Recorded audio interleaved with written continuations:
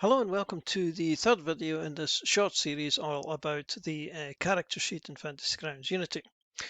So we'll run through a sample combat to show you most of the actions and so forth. But there's a couple of things that we should look at before we do that. So here we've got the character we made earlier, Bob the Cleric. And if we look up at the top, first of all, we've got this little click box here, this little circle, which is a toggle. If we click on that, then Bob is given inspiration. This is the inspiration slot. And when we do so, we see that Bob also gets a little yellow star on his portrait showing that he's got inspiration and everybody else can see that.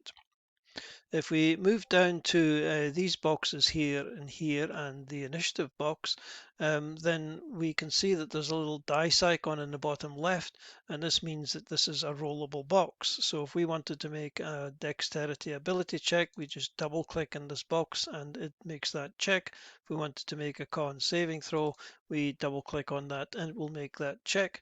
Similarly for initiative. Down the bottom, we've got our hit dice. We can double click this and this will use up a hit dice and heal. We don't have any wounds, so there's no point in doing that now.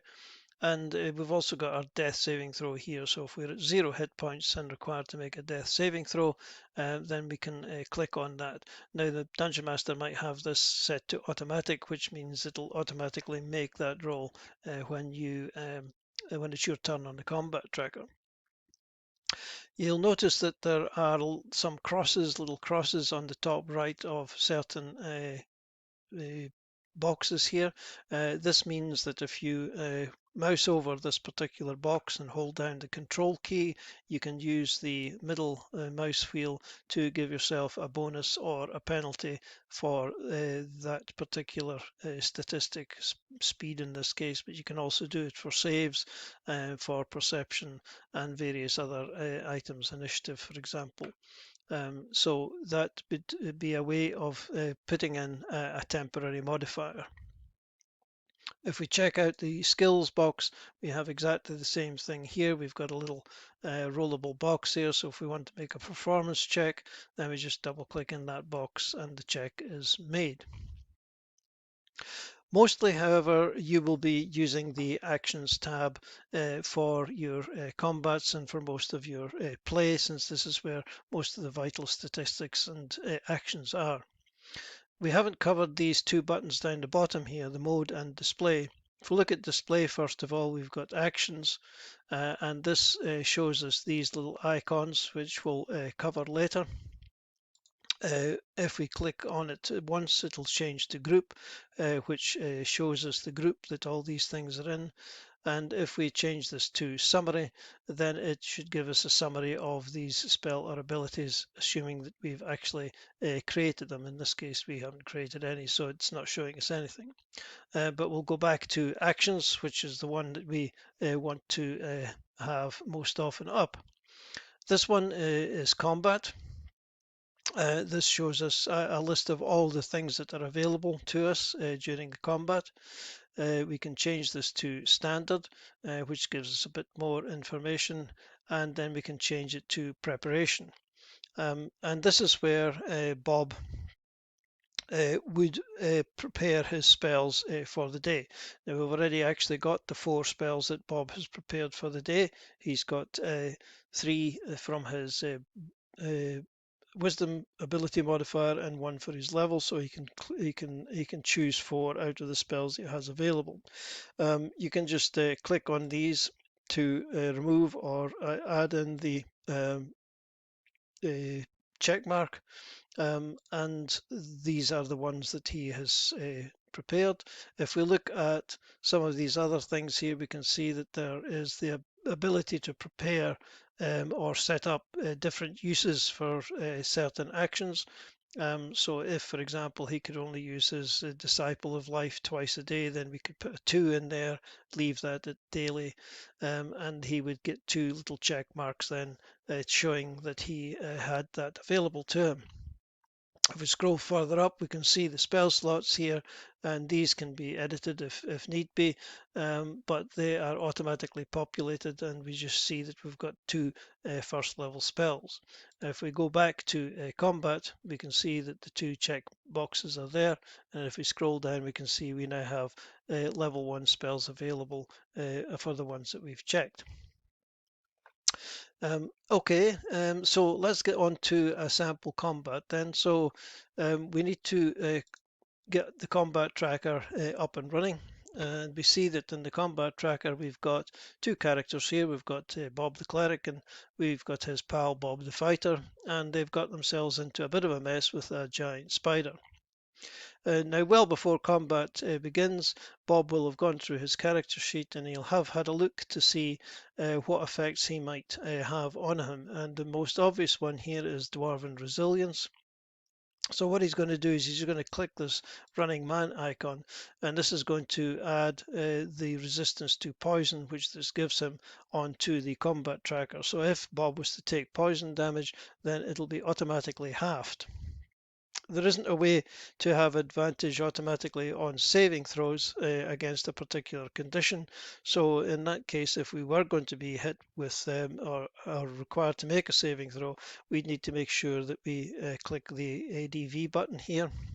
So that we can roll that saving throw with advantage. If we scroll further up, we can see that Bob doesn't have any ammo currently for his light crossbow, but we did give him some arrows earlier. So let's put 20 into this box, and he now has the 20 little tick boxes. So all of these little tick boxes, they'll be automatically ticked off as Bob uses up his ammunition. And if we open up his pal Bob the Fighter, we've got a similar kind of setup here. The fighter here has got a fighting style of archery, which is going to give him a +2 to any ranged attacks. So we want that effect on him. So he's just going to click that and is going to automatically put that onto the combat tracker. And when he makes a longbow attack, then he's going to get a +2 to the attack roll automatically. Now, usually, but not always, when a combat's taking place, it'll be on some kind of map. So if you don't know what map that you're on, if you wanted to find that out, then you can just double click on your token area here and it'll pop up the map that you're actually on. So we can see here that the two Bobs are on this map with the giant spider ready to pounce. So combat has been called for and the Dungeon Master asks for an initiative roll. So we're just going to go back to our main tab and double click on the initiative for each of our two characters. And I'm just going to switch back to our actions tab. And we see that Bob the Fighter is going to go first.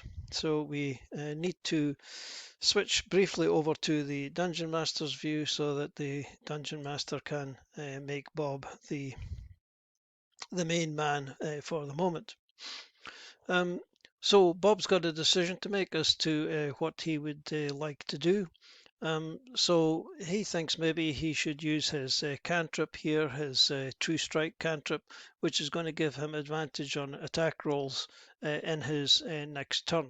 So that's what he's going to do. He's just going to click on this running man icon and is going to apply this effect onto him, which is going to give him an advantage to attack.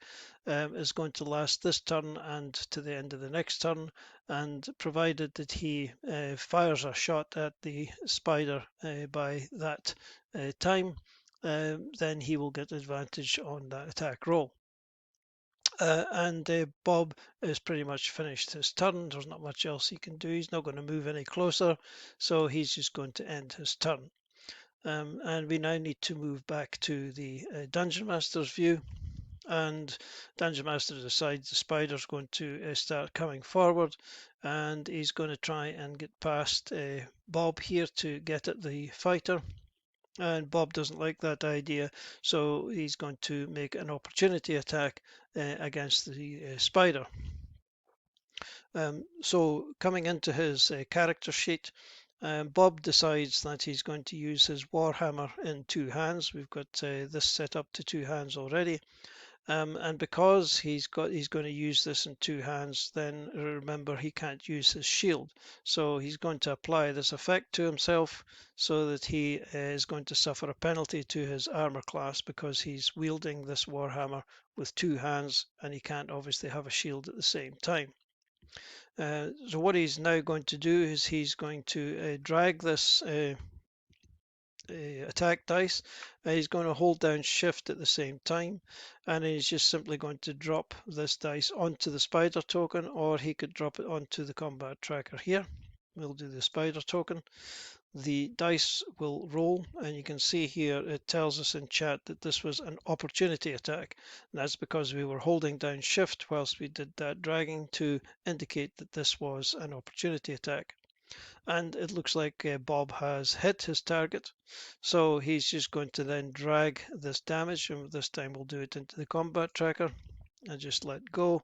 And the spider has now taken some damage.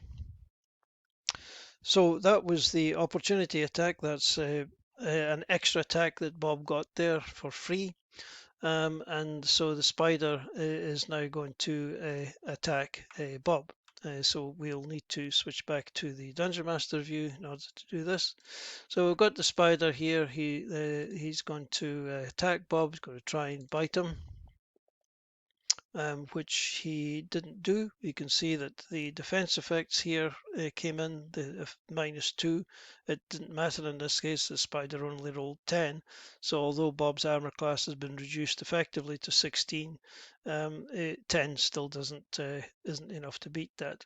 And the spider is now going to end his turn. And we now get back to Bob's proper turn. So Bob has still got his Warhammer out and about, but he thinks that maybe what he wants to do here is to actually put some kind of blessing onto Bob, the fighter. This is maybe not realistic, but just for the sake of argument, let's do this. So Bob has decided he's going to cast his Cure Wounds spell. So he's going to target Bob, the fighter, and then he's going to click on this effect here, the running man icon, and you can see now that Bob has got a D4 extra on his attacks and a D4 extra on his saving throws from the bless spell. So Bob's turn is now finished. There's nothing much more he can do, so he ends his turn, and we go back to the DM view to advance the turn to our fighter. So back to our fighter. So if he misses this next shot, then we may as well give up because he's got all these effects on him. He's got a +2 to the attack roll. He's got advantage on the attack roll because of his spell that he cast. And he's also got an extra D4 because of the bless spell that the cleric put on him. So Bob, the fighter, is going to target the spider. It shows you up here on the combat tracker, and then he's going to just double click on his longbow. You can see that an arrow has been ticked off here, and if we look down here, Bob had advantage on the attack. That effect has expired because it's only for the first attack, so that was removed. He got effects of 1d4 +2, the +2 being his 2 for his archery, and so all of that has added up to 22. So he has well and truly hit the giant spider. So he can now simply double click on this area here to do the damage. And just because he rolled such a high hit, the game has decided he shouldn't get as much damage, and it's only got 1 point. So our fighter has finished his turn. He doesn't feel like moving any closer. There's nothing else that he needs to do, so he's just going to end his turn.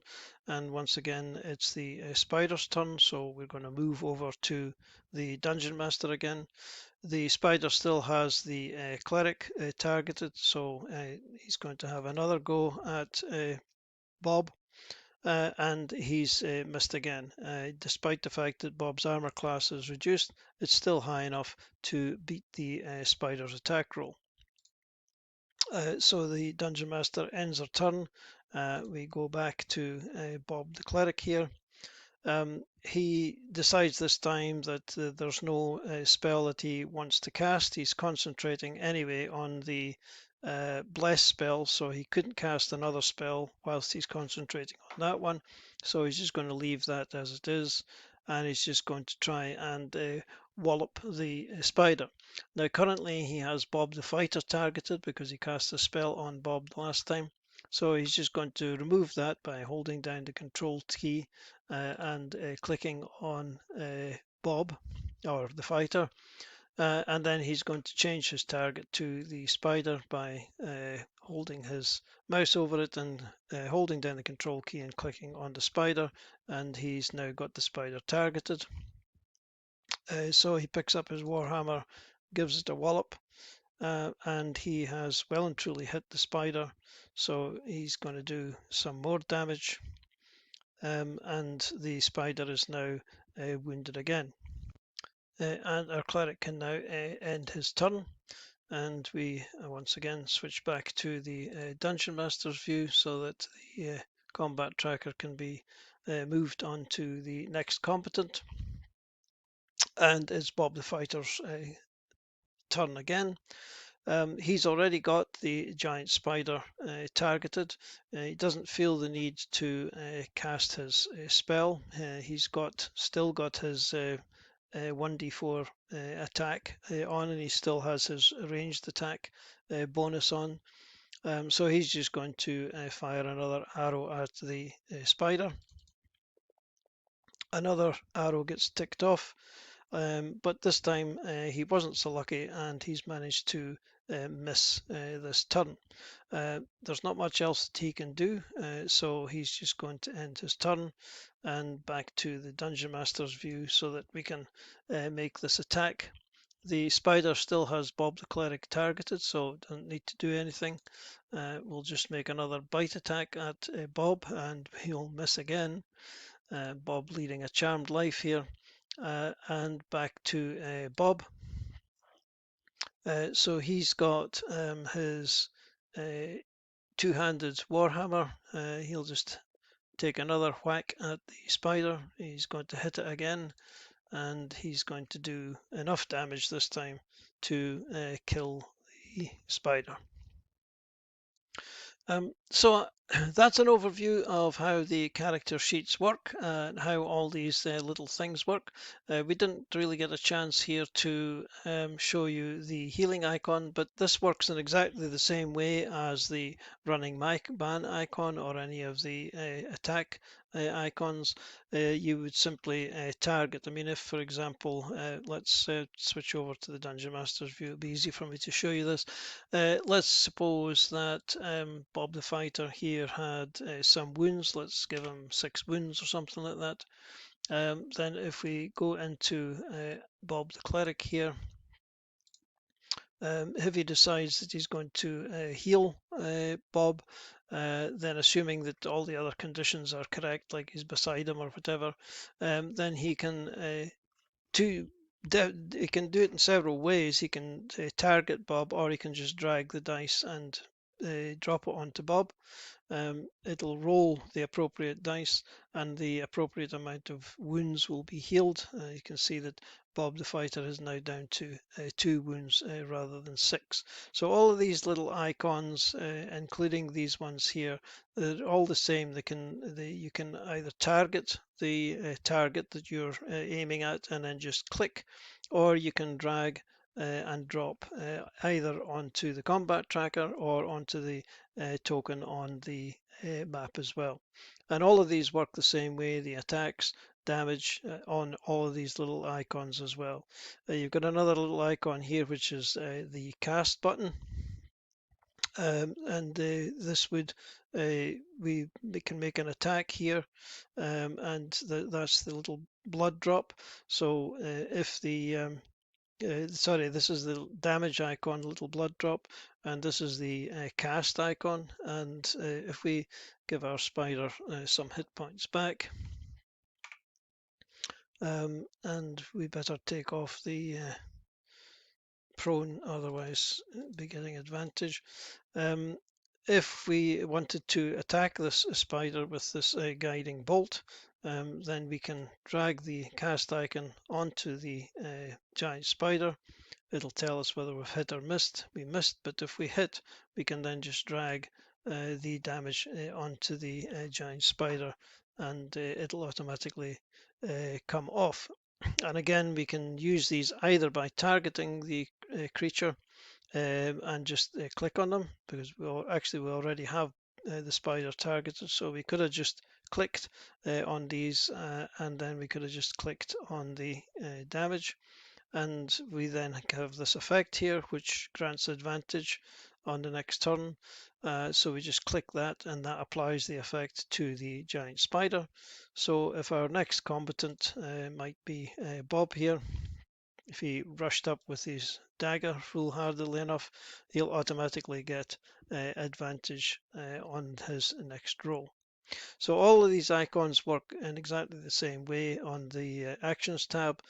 Either target and then just click, or you can drag and drop the icons onto the target, either on the combat tracker or onto the token on the map. Right, I think that's pretty much it. Hopefully that covers the majority of things that you'll come across. So thanks for watching this video, and if you've watched the other two as well, thanks for watching the series, and we'll see you in the next video. Cheers for now.